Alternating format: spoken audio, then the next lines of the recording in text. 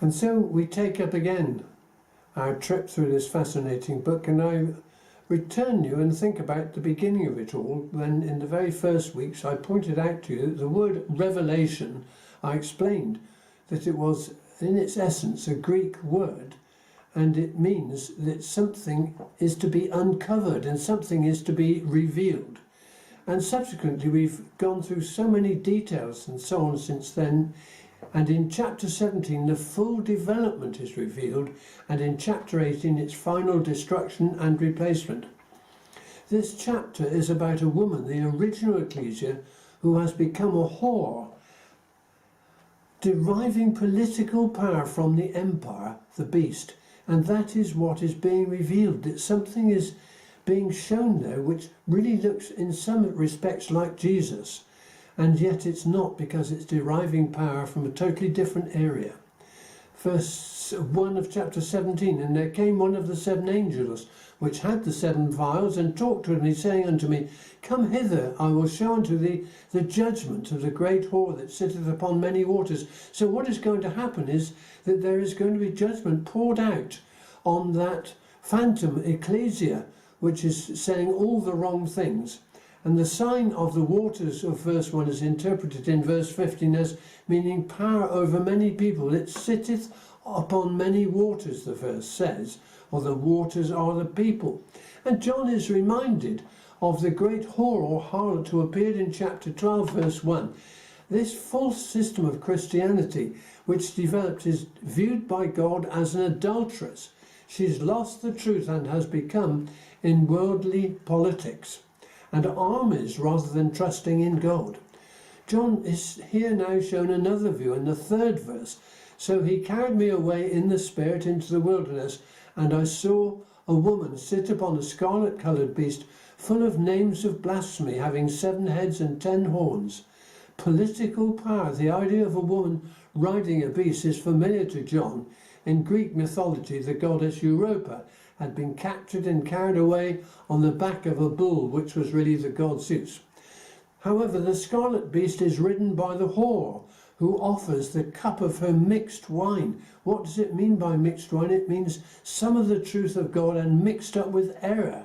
And she is decked or gilded with jewels, but her outward appearance of splendour hides her true state, because in the 5th verse it says, And upon her forehead was a name written, Mystery, Babylon the Great, the mother of harlots and abominations of the earth. And you remember we mentioned, because the Revelation talks about on the forehead, the thinking part. So all their thinking was not about God and about the scriptures, but was about political power. And mixed wine deadens. It says that she is offering the cup of her mixed wine. That just deadens, and people don't open their minds to what is going on. By contrast with the true bride, who has the name of the Father written in her forehead, the name that she has is Babylon the Great, verse 5, the mother of harlots. This is an apostate system of Christianity, which has adopted every kind of pagan idolatry, but still calls itself Christianity, as I mentioned previously.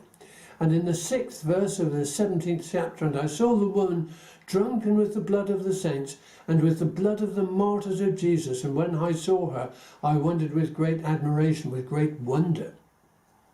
In Rome today, a mural on one of the buildings just off Vatican Square carries the caption, Mater Ecclesia. This is translated, Mother Church. Rome is the mother of the different false religions, harlot daughters of Christendom. And of course she's called here Babylon as the symbol, name in this written book. And in the 7th verse the angel said unto me, Wherefore didst thou marvel? I will tell thee the mystery of the woman and of the beast that carrieth her, which hath the 7 heads and 10 horns. The interpretation is that the woman is the harlot church, and the beast with 7 heads and 10 horns which carries her is the Roman Empire, identified from the book of Daniel.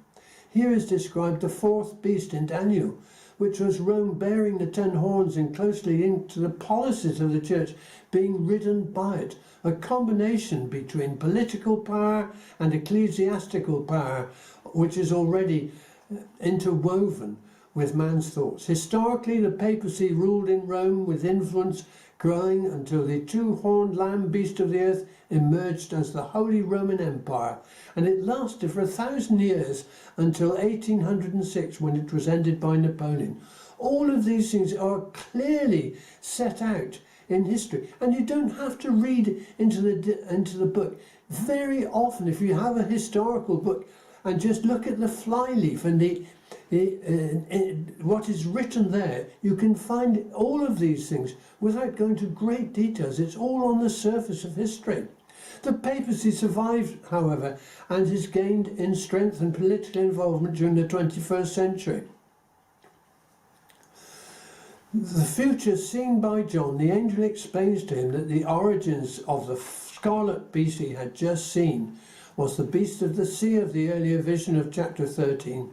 The scarlet beast is to arise from the people of Europe, the bottomless pit, and its end would be destruction. It is the last phase of the Roman Empire. All peoples would be astonished. You see, we're getting towards the end of this thing. It hasn't happened yet. It didn't happen in those days. We're expecting a lot of these things to continue to happen and to be fulfilled. All peoples would be astonished except true believers when they hold this beast that yet is. Roman coins were minted which showed the goddess Roma sitting upon the 7 hills of the city of Rome. The city, often called Babylon here in the text, is identified as Rome. Verse 9, and here is the mind which hath wisdom. The 7 heads are 7 mountains on which the woman sitteth. The identification of Babylon in Rome is beyond chance.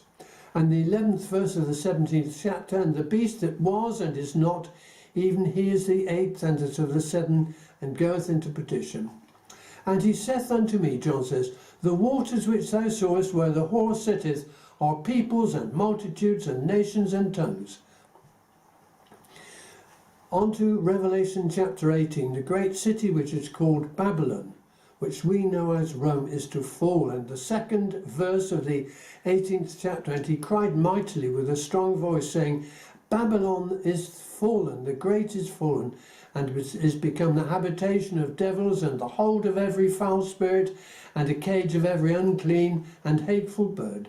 The angel proclaims the reasons for its fall in the 3rd verse of the 18th chapter, and that's worth for us all to bear in mind. Here's the reasons. For all nations have drunk of the wine of the wrath of her fornication, and the kings of the earth have committed fornication with her, and the merchants of the earth are waxed rich through the abundance of her delicacies.